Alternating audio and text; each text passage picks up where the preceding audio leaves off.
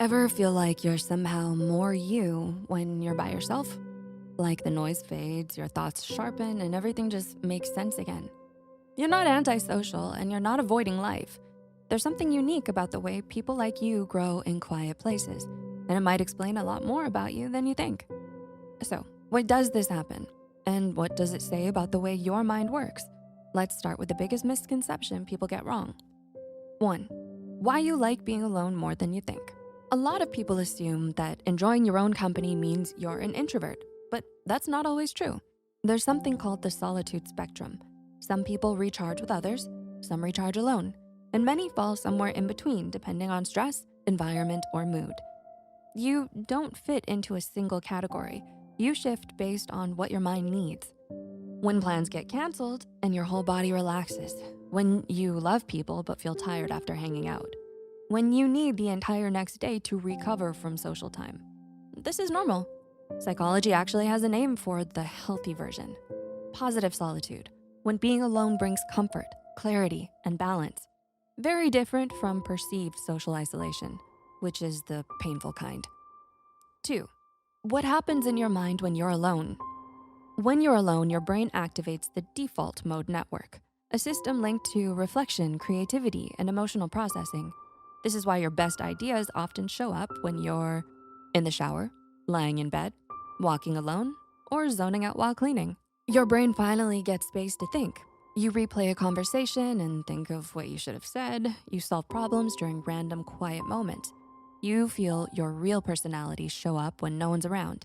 That's your mind sorting, healing, and organizing. Solitude also builds self-concept clarity, knowing who you are without the noise.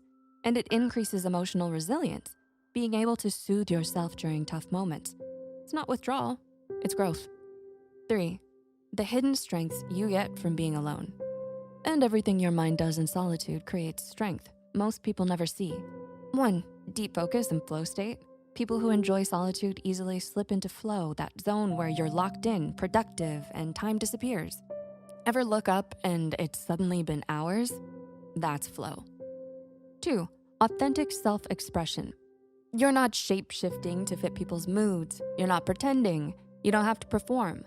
Alone is where the real you shows up, unfiltered and honest. 3. Strong intuition. Spending time alone sharpens your ability to read your own emotions. You pick up on small signals people overlook. You feel off energy before anyone else. You instantly know when someone drains you. You sense red flags even when nothing happened yet. That's your intuition in high resolution. These strengths don't come from isolation. They come from understanding yourself deeply. 4. How to enjoy solitude without losing connection. Solitude doesn't mean you don't want people. It means you want meaningful connection, just not the constant noise. 1. Set healthy boundaries. It's okay to say, I need time for myself.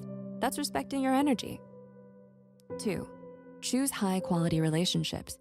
You connect best with people who don't drain you. Allow quiet moments, understand your need for space, and don't guilt trip you. This is called high-quality social support, and it's more valuable than having a big group. 3. Use tech mindfully.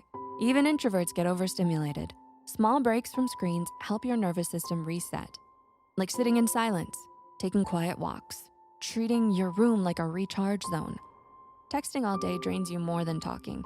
Group chats stress you out even if you like the people. You want connection but not constant conversation. 5. Why thriving alone can still lead to a fulfilling life.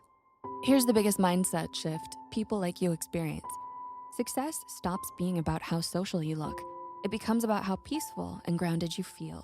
You start valuing purpose, emotional balance, internal stability, self-respect, and autonomy, having control over your own life.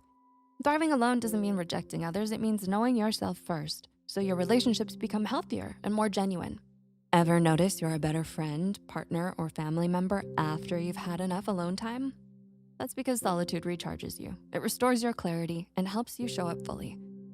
You're building a stronger version of yourself, then returning with more warmth and intention. So if you've ever felt strange or guilty for needing space, remember this. Your quiet places are not empty. They're where you grow.